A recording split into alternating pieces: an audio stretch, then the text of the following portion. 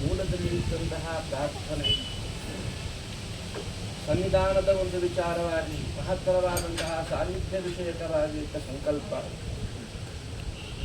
ಇನ್ನೇನು ಆ ದುರಿತಗಳಿಂದಾಗಿ ಕೆಲವೊಂದು ಬಂದಂತಹ ವಿಘ್ನಗಳಿಂದ ವಿಪತ್ತುಗಳಿಂದ ಸಂಕಲ್ಪಿಸಿದ ಕಾರ್ಯ ಎನ್ನುವಂತಹದ್ದು ಚಿತ್ತಕ್ಕೆ ನೀಡತಕ್ಕಂತಹ ಸೇವೆ ಮಾಡಲಿಕ್ಕೆ ಅಶಕ್ತನಾಗ್ತೇನೋ ಎನ್ನುವಂತಹ ಭಯ ಒಂದು ಕಾಲಘಟ್ಟದಲ್ಲಿ ಸಾಗಿತು.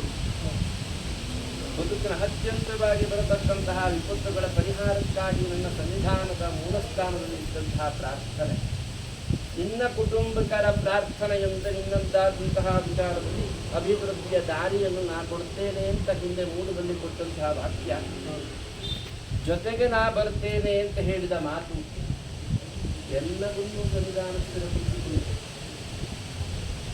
ಕೊಟ್ಟ ಸೇವೆಯನ್ನು ಸಂತೋಷವಾಗಿ ಸ್ವೀಕಾರ ಮಾಡಿಕೊಂಡಿದ್ದೇನೆ.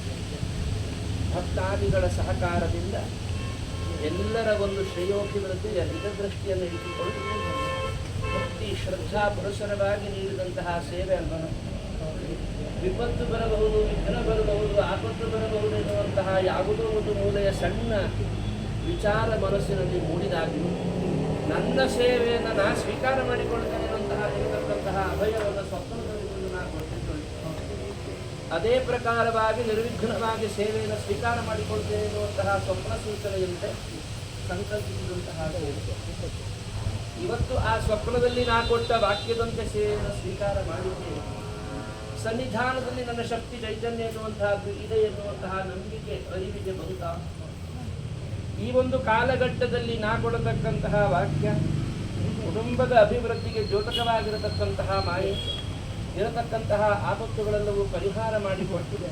ಬಂದಿರತಕ್ಕಂತಹ ವಿಚಾರದಲ್ಲಿ ಯಾವೊಂದು ನೋವುಗಳು ಮನಸ್ಸಿನಲ್ಲಿದೆಯೋ ಅದಕ್ಕೆಲ್ಲಕ್ಕೂ ಕಾಲದಲ್ಲಿ ನಾವು ಉತ್ತರಿಸಿ ಸನ್ನಿಧಾನದ ಸೇವೆಯನ್ನು ಸ್ವೀಕಾರ ಮಾಡಿಕೊಂಡಿದ್ದ ಋಣವನ್ನು ಸನ್ನಿಧಾನ ಪರಿಹಾರ ಮಾಡಿಕೊಂಡು ಉದ್ಧಾರ ಮಾಡ್ತದೆ.